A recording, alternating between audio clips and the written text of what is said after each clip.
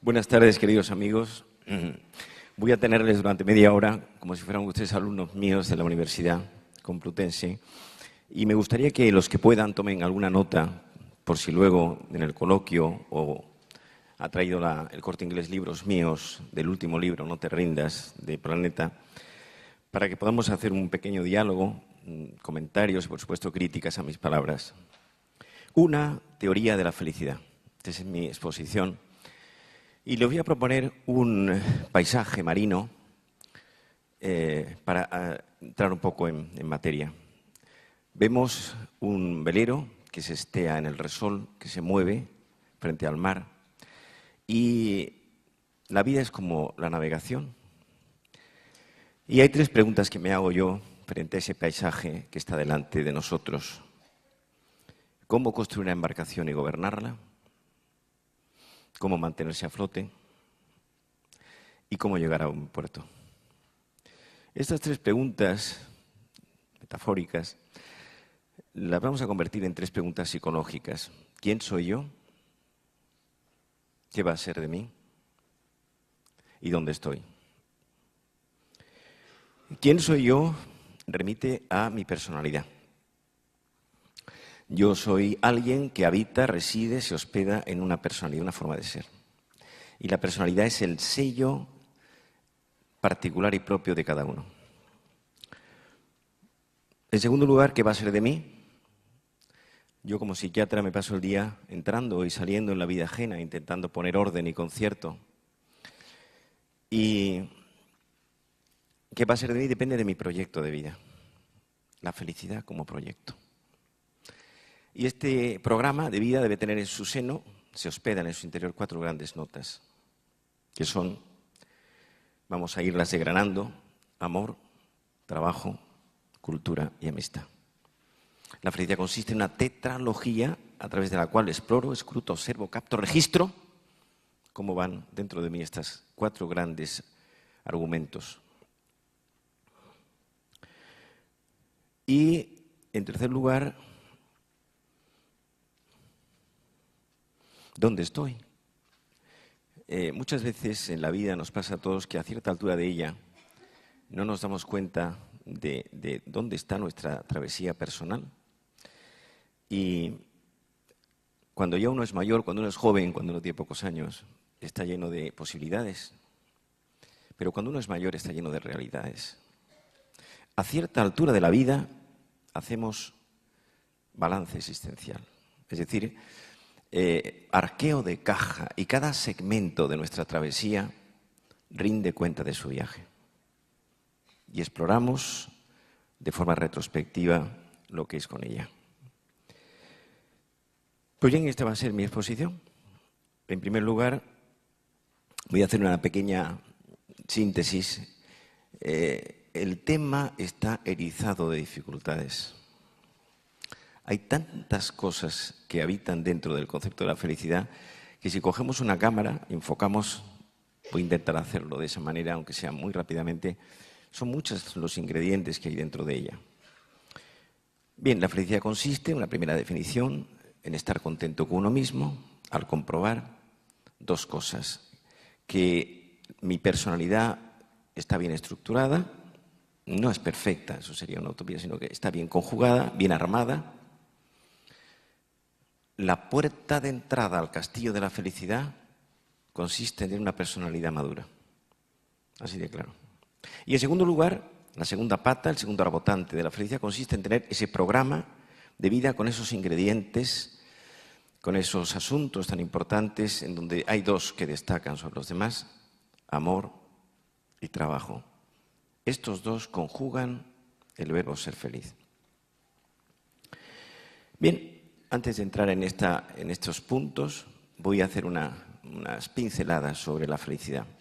En primer lugar, hay momentos felices, felices fiestas, felices Navidades, feliz fin de semana, felices sueños.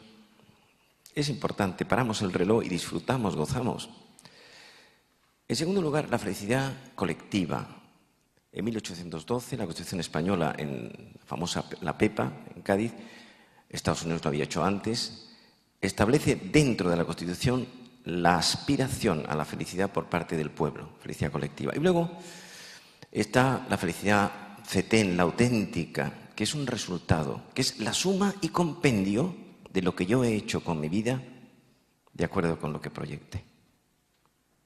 Por lo tanto, esta es una primera nota. Otra es la felicidad en relación con la temporalidad. Nosotros tenemos 3 éxtasis del tiempo, que son el pasado, el presente y el futuro. Pues bien, según esto, hay una felicidad retrospectiva. Dice alguien, ahora recuerdo yo, aquel día, en aquella ocasión, en aquel momento, yo me sentía feliz, pero me pasó inadvertida. Time flies, tiempo vuela, el tiempo es un ladrón. Felicidad perspectiva, paro el reloj, 1 de la tarde, 15 de diciembre del 2012, un año que se va, y nos paramos a pensar en un tema como este. Todos aspiramos, todos queremos la felicidad. Y felicidad prospectiva, felicidad hacia adelante es la más importante. La felicidad consiste en ilusión. Y la ilusión consiste en tener objetivos, planes, retos, metas por cumplir. Bien, por otra parte está la felicidad absoluta y la felicidad relativa. La felicidad absoluta es una quimera, es una utopía, se da en el otro barrio. Y nosotros tenemos que aspirar a una felicidad relativa, que yo la llamo, en el libro este que acabo de sacar, No te rindas, una felicidad razonable. No podemos pedirle a la vida lo que no nos puede dar. Uno de los grandes errores de la vida consiste en equivocarse en las expectativas. Un ejemplo, en la vida conyugal, uno de los grandes errores es esperar demasiado del amor.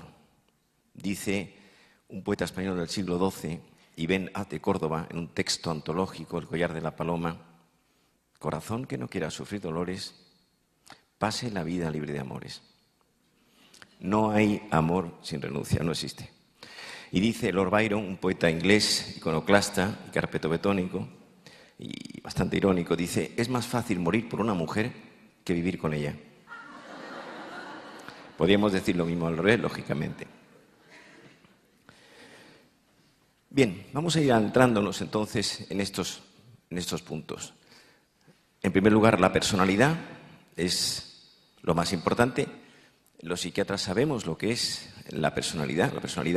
La palabra personalidad tiene 2 etimologías muy sabrosas. Personare, que significa resonar a través de algo, y prosopon, que significa cara o cabeza. En el mundo antiguo grecorromano, la personalidad era la máscara que se ponían los actores en la antigua Grecia en las representaciones teatrales, a través de la cual salía resonando la voz del actor. Por lo tanto, unas ideas sobre la personalidad. La personalidad se puede definir en una así aproximación inmediata como aquel conjunto de pautas de conducta actuales y potenciales que dan lugar a un estilo, a un sello propio y particular. Y la personalidad de todos los que estamos aquí, de todos, tiene tres patas, que son 1/3 de la personalidad es genética. Y eso se llama temperamento. Lo dice el lenguaje coloquial. Tiene el mismo temperamento que su padre. Otro tercio es adquirido y se llama carácter. La familia, los estudios, los entornos. Y una tercera es biográfica. Es decir, la propia trayectoria personal de lo que uno ha ido haciendo con ella a lo largo de los años.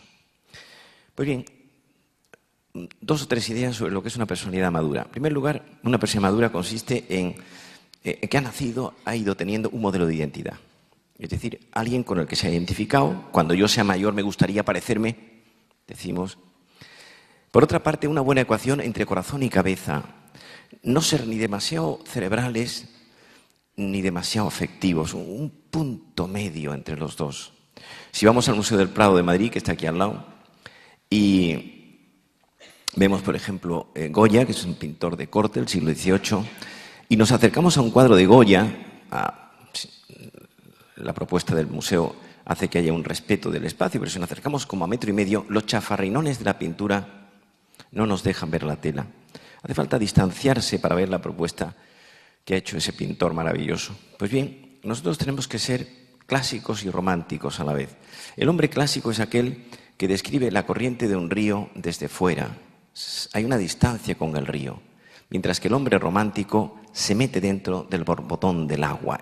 El agua sube por sus piernas. Pues bien, nosotros tenemos que ser esa ecuación entre corazón y cabeza. Por otra parte, otro rasgo de la personalidad es, en relación con la temporalidad que antes me decía, una ecuación que sería la siguiente. Una persona madura es aquella que vive instalada en el presente, tiene asumido el pasado con todo lo que eso significa y vive abierta hacia el porvenir. La felicidad consiste en tener buena salud y mala memoria. La vida no va bien sin buenas dosis de olvido. Aprender a olvidar es salud mental. ¿Cuántas veces a mis pacientes les comento, voy a ir de excursión contigo a cerrar las heridas del pasado? Por otra parte, una personalidad madura es aquella que tiene una voluntad fuerte, firme, sólida, compacta, consistente, pétrea, rocosa. O mutatis mutandi, una personalidad inmadura es una voluntad frágil, quebradiza, endeble. Los americanos definen yo doy clase hace muchos años en Nueva York, y los americanos, en Estados Unidos, sobre todo en Nueva York, el psiquiatra es como el médico de cabecera. Me decía un médico hace poco en un congreso allí, los dos médicos que más han crecido en Estados Unidos en los últimos años son el psiquiatra y el cirujano estético. Y yo le decía a este profesor de la Universidad de Nueva York, le decía, mire usted, la mujer que hoy se lleva en la Unión Europea, los americanos, como están en un país tan importante, pues me preguntaba un alumno asiático, pero que estudia en Nueva York, me preguntaba, ¿España dónde está? ¿Cerca de México? Digo, no, está al sur de Europa. Tenía ni idea de dónde estaba España, ¿no? Y yo le decía a este profesor, digo, mire usted, la mujer que se lleva hoy en la Unión Europea es como el Real Madrid de hace 2 temporadas, sin delantera, sin defensa y sin centro del campo. Pues bien,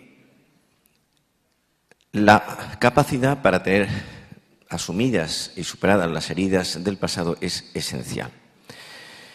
Por otra parte, responsabilidad. Una persona madura responde, es capaz de dar cuenta con su travesía, con su trayectoria, con su comportamiento de algo que lleva hacia adelante.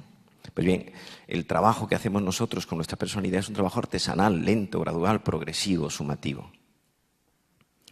Sería el primer punto. Y luego nos vamos a los 4 ingredientes, a esa tetralogía que he expuesto antes: amor, trabajo, cultura y amistad. Voy a darles unas pequeñas referencias sobre el tema. En primer lugar, el amor es el principal argumento de la vida. No hay felicidad sin amor. Y el amor es, decían los clásicos, prima immutatio appetitus, movimiento de aproximación. El amor es la necesidad de salir de uno mismo y encontrarse a los demás. Pero hay muchas cosas en el amor. Voy a referirme en esta brevísima exposición a el amor conyugal, que es donde queda más representado lo que significa. Y todo amor de pareja brota del enamoramiento. El enamoramiento es un fenómeno universal y me voy a referir a 2 autores que han trabajado sobre este tema. En primer lugar, Ortega, en su libro Estudios sobre el amor, un texto ontológico, un texto clásico, dice que el enamoramiento es una enfermedad de la atención. La atención, habitualmente dispersa, abierta en muchos planos, se canaliza en una dirección. Dice Stendhal, uno de los grandes románticos franceses, en su libro sobre el amor, habla del enamoramiento y dice que es la cristalización. Y pone el siguiente ejemplo, que me parece muy interesante. Dice él, si vamos a las minas de Salzburgo es una ciudad que está muy cerca de la frontera con el sur de Alemania, con Baviera, y arrojamos una ramita de árbol y volvemos a los pocos días, nos encontramos con que en la estructura de la rama se han clavado unos cristales y extrapola esto del mundo físico al mundo sentimental. Enamorarse es idealizar a alguien. No veo a esa persona como realmente es, sino que pongo en ella más cosas de las que tiene. Bien, síntomas del enamoramiento, síntomas iniciales y síntomas esenciales. Síntomas iniciales. Para enamorarse de alguien, la primera condición sine qua non es la admiración. Admirar a alguien que está cerca de nosotros es un terreno importante para que uno se enamore. En segundo lugar, el hombre se enamora, en Occidente, el hombre se enamora por la vista y la mujer por el oído. Cuando a un chico le preguntan por la aspirante al título, dice, pues, un cañón del Colorado. La mujer que sabe mucho más de los sentimientos no utiliza ese lenguaje. Es ingeniero, es arquitecto, es muy buena persona. Bien, admiración, el tirón hacia la otra persona, que en el hombre es más físico y en la mujer es más psicológica, y la necesidad de compartir. ¿Qué es enamorarse? Enamorarse es decirle a alguien: no entiendo la vida sin ti. Eres parte fundamental de mi proyecto. Mi proyecto de vida sin ti no tiene sentido. Es importante. Bien, qué fácil es enamorarse y qué difícil mantenerse enamorado. Mantenerse enamorado es trabajar el amor. El amor es alquimia y magia y códigos secretos y complicidad. Arte y oficio. El amor es el texto eterno ardiendo al borde del camino. Y yo no creo en el amor eterno. Lo he dicho en más de una ocasión en mis libros y en mis artículos.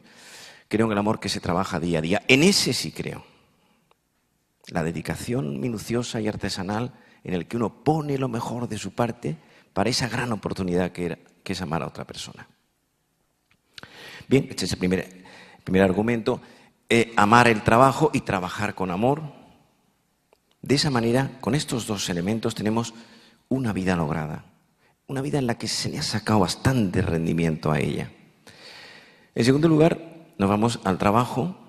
El trabajo, nos pasamos la vida trabajando. El amor por el trabajo bien hecho, dice el eclesiástico: ama tu oficio y envejece en él. Hacer las cosas con el alma, con profesionalidad. Aparcador de coches, psiquiatra, pintor de brocha gorda, pintor de brocha fina.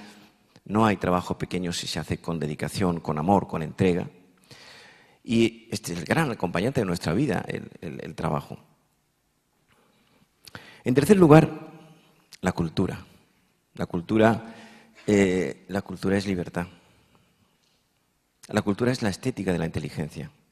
La cultura es un saber de 5 estrellas. Y para tener cultura hay que hacer una serie de cosas que es muy difícil. Pocos son los que acceden a ello. Apagar el móvil, 20, Facebook, Internet. En esa travesía el 80% quedan en la calle, porque la cultura empieza por el libro, la lectura. Y entonces hay un maridaje, yo lo he aprendido en mi familia. Mi padre también era psiquiatra, la familia Roja yo tengo ya una hija psiquiatra, media familia somos psiquiatras. Y recuerdo a mi padre en la biblioteca de su casa.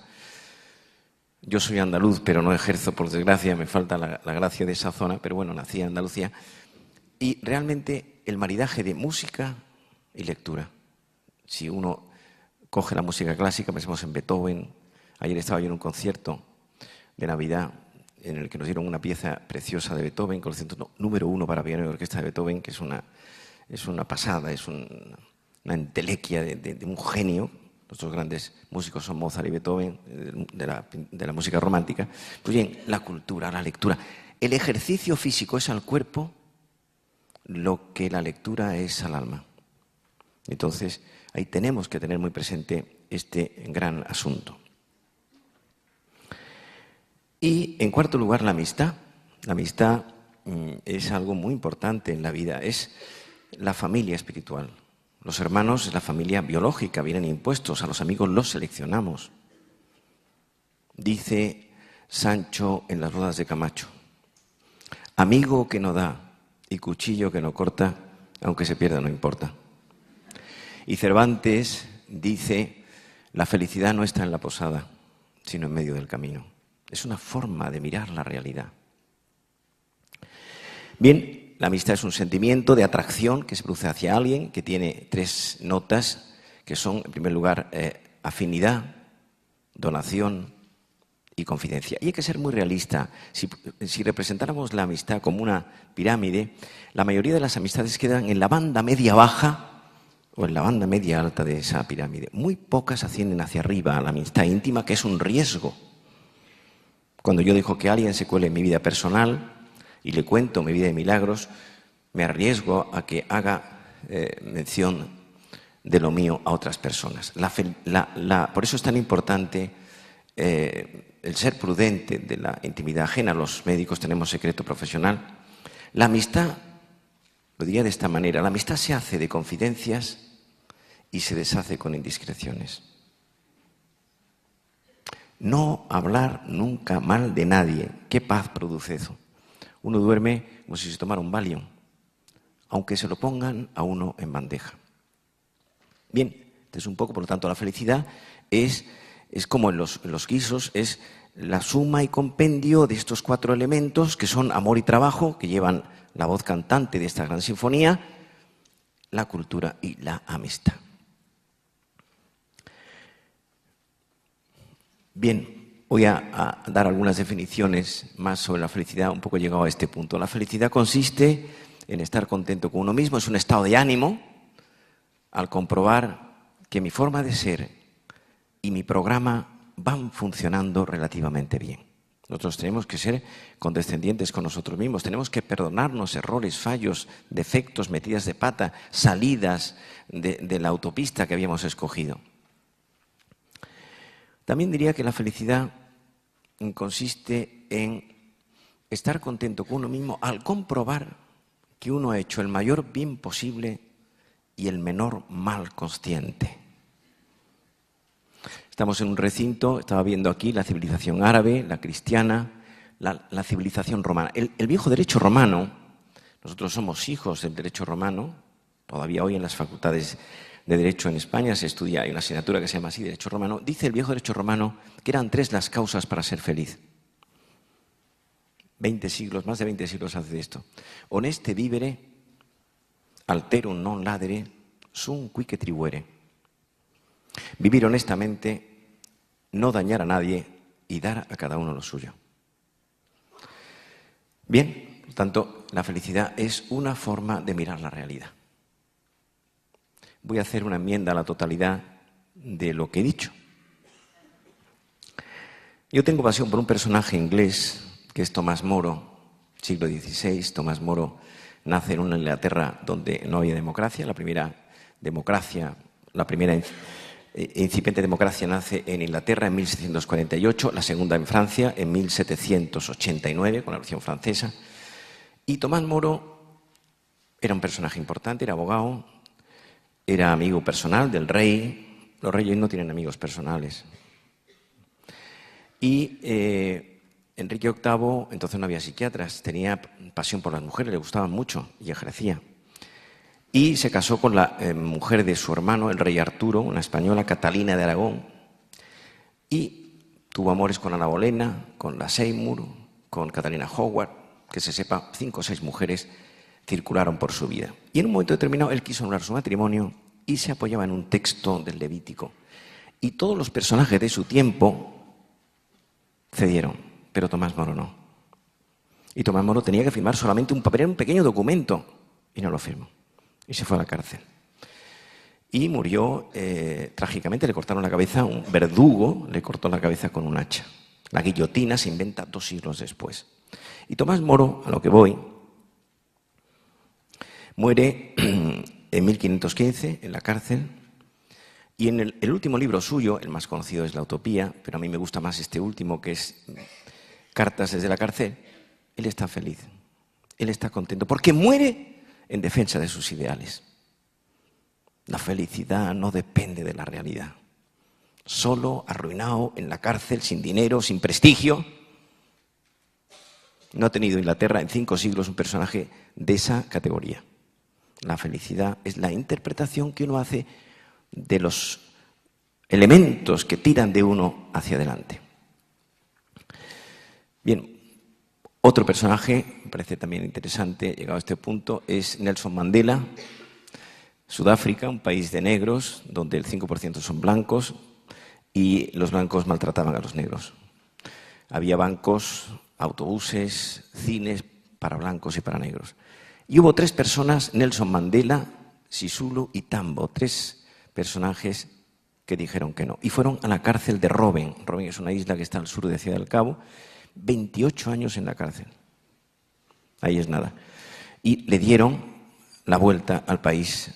Tuvieron que pasar por esa situación. Y Mandela, en su testamento, dice que estaba feliz en la cárcel porque luchaba contra el poder opresor de aquel país. Es decir, la felicidad consiste en hacer una pequeña obra de arte, cada uno de sí mismo, según las propias posibilidades y circunstancias que tenemos. Ortega decía, yo soy yo y mi circunstancia. Finalmente, un personaje que también quiero ponerles sobre el tapete, porque he saludado a varios psicólogos, gente que hace coaching, que es Boris Cyrulnik. Boris Cyrulnik es un judío sefardita francés que vio morir en Auschwitz a sus padres y a 2 hermanos en la cámara de gas. Y con 6 años se escapó debajo de la verja. Era un manojo de huesos, lo dieron por perdido, y deambuló durante unos días por aquellos campos hasta que una familia lo cogió. Y él quería 3 cosas. Quería estudiar en una escuela, quería ser médico y quería ser psiquiatra. Y desarrolló lo que se llama hoy la resiliencia, que es un concepto de la física que se extrapola a la psicología, que es la capacidad de los metales para doblarse sin partirse. Es decir, no venirse uno abajo en medio de las dificultades de la vida. No te rindas. El libro No te rindas, yo le he robado el título a Tony Blair. Cuando llegó en el año 97 con los laboristas al Reino Unido, a su campaña le llamó Don't Give Up. Pero él a su vez se lo había robado a otro gran personaje inglés, Winston Churchill, que fue premio Nobel de Literatura, que se llamó Never Don't Give Up, nunca te rindas. Pues bien, 3 consejos antes de terminar, porque que me avise debo estar ya terminando porque el tiempo vuela. 3 consejos para no rendirse. Primero, ver siempre el lado positivo de todo lo que ocurre en nuestra vida. Yo cuando estoy en Madrid los domingos voy a hacer deporte a Mirasierra, un sitio donde allí hay muchos campos, y hace relativamente pocas semanas, jugando al fútbol, a un campito pequeño, me dicen que hay un campo de fútbol pequeño, de balonmano, y que un niño pues, ha tenido un accidente. Entonces, voy hacia donde está el niño, me encuentro con un crío de 10 o 12 años que está apoyado en uno de los palos de la portería. Veo que tiene el brazo derecho cogido hacia el tórax, hago una pequeña exploración y le digo, te has partido el brazo. Me levanta la mirada y me dice, ha sido la mejor parada de mi vida. Siempre ver ese ángulo de las cosas. En segundo lugar, tener una voluntad de hierro, una voluntad sólida, fuerte, consistente, pétrea. Nadie puede contigo si tienes esa voluntad. Y la voluntad hay que trabajarla. Dicen los americanos, capacity to postpone the reward, la definición que dan la psicología conductiva. Capacidad para aplazar la recompensa. O sea, no esperes recompensas inmediatas, sino lejanas. Cuando tienes esa voluntad, eres rocoso, eres como un cedro del Líbano. Nadie puede contigo. Y en tercer lugar, el tercer consejo para ser feliz y no hundirse uno, saber distinguir muy bien entre metas y objetivos. Es un tema de matiz. Los abogados ganan los pleitos por matices. Las metas son demasiado generales, imprecisas, vagas, difusas, etéreas. Los objetivos son medibles. Un ejemplo. Crisis conyugal. Meta, que se arregle la crisis conyugal. Demasiado general. Objetivos. Evitar discusiones innecesarias. No sacar la lista de agravios del pasado. Aprender a perdonar. Cuando alguien dice, yo perdono pero no olvido, pues eso es papel mojado. El perdón se acompaña del esfuerzo por olvidar los errores del otro. Capacidad para construir una pareja de crecimiento homogéneo. Por lo tanto, esta sería la nota final que quiero dejarles aquí. Bien, voy a terminar con un sofista del siglo VI antes de Cristo, uno de los padres del pensamiento oriental, Lao Tse, que dice así, sería un poco como el resumen de lo que he querido decirles en esta apretadísima síntesis, porque podría estar hablando de esto toda la tarde. Dice Lao Tse, el que conoce lo exterior es erudito, el que se conoce a sí mismo es sabio, el que conquista a los demás es poderoso y el que se conquista a sí mismo es invencible. Muchas gracias.